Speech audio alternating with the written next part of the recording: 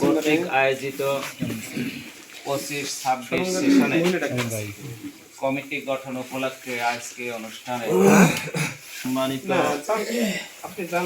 সংগঠনের সাধারণ সম্পাদক এই খান সহ অত্র ইউনিয়নের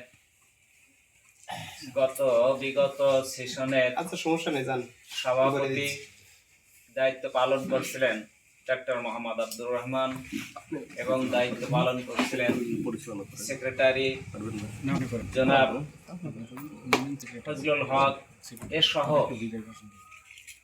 বর্তমান বাংলাদেশ জামাত ইসলাম 3 নম্বর সম্মানিত আমির মাওলানা আব্দুল আলিম সহ অন্যান্য দায়িত্বশীল বৃন্দ সকলের প্রতি আমার আন্তরিক সালাম। আসসালামু আলাইকুম ওয়া রাহমাতুল্লাহ। আল্লাহ রাব্বুল আলামিনের অশেষ মেহেরবানি এবং দয়ায় আমরা যে আজকের এই অনুষ্ঠানে সমবেত হতে পেরেছি, আল্লাহ তাআলা দ্বীনের জন্য আমাদের জান এবং মাল এর কোরবানি করার সুযোগ পেয়েছি। এর শুকরিয়া স্বরূপ আমরা সকলেই করি আলহামদুলিল্লাহ। বিগত দিনে এমন একটা সময় ছিল যে আমরা যে আমাদের সময়টুকু আল্লাহর রাস্তায় ব্যয় করব, এই ব্যয় করার সুযোগ পর্যন্ত ছিল না। বলেন ঠিক কিনা?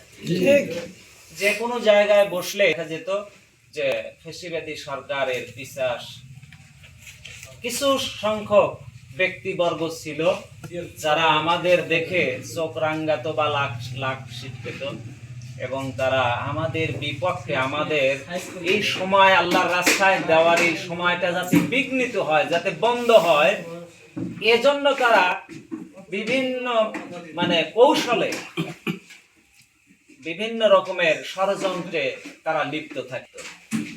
দেখা যেত যে এ মুহূর্তে এক ব্যক্তি বলতো যে পুলিশ আসতেছে, আর এক মুহূর্তে বলতো যে না, এ তাড়াতাড়ি অমুক নেতারা আসতেছে, শীঘ্রই তোমরা সরে পড়ো, অথবা অমুকজন দেখতেছে তোমারে কিন্তু সামনে বিপদ। বলেন ঠিক কিনা? এই যে একটা প্রতিকূল অবস্থা ছিল, আল্লাহ তাআলার জন্য যে আমরা কিছুটা সময়, কিছুটা কথা আলাপ আলোচনা করব। আমরা যে বৈঠকে বসেছি, এই বৈঠকটা কিন্তু সাধারণ বৈঠক নয়। পৃথিবীর অন্যান্য কোন বৈঠক অথবা অন্যান্য সভা যেগুলি হয়ে থাকে বা যেগুলি মানুষ করে থাকে, ওই সকল বৈঠক আর এই বৈঠকের ভিতরে রাত আর দিন তফাৎ। বলেন সুবহানাল্লাহ। যে সকল বৈঠকে আল্লাহ তাআলার দ্বীন নিয়ে তথা কোরআন নিয়ে গবেষণা আলোচনা হয়, সেই সকল বৈঠকটার দৃশ্যটা হলো এমন, আকাশে একটা তারকা উঠলে যেমন সমগ্র বিশ্ববাসী দেখতে পায় যে একটা তারকা উঠছে, আকাশে দলদল করে জ্বলছে। অনুরূপ ভাবে পৃথিবীতে যখন কোনো এরকম আল্লাহ তাআলার দ্বীন নিয়ে কোনো বৈঠক শুরু হয়, মুসলমানেরা একত্রিত হয়, কোরআন নিয়ে, আল্লাহর দ্বীন নিয়ে গবেষণা এবং আলোচনা শুরু করে, এই বৈঠকটাও ঠিক আল্লাহ তাআলার ফেরেশতাদের কাছে অনুরূপ ভাবে মিটিমিটি করে জ্বলতে থাকে। বলেন সুবহানাল্লাহ। সুতরাং এই বৈঠকটা এত দামি।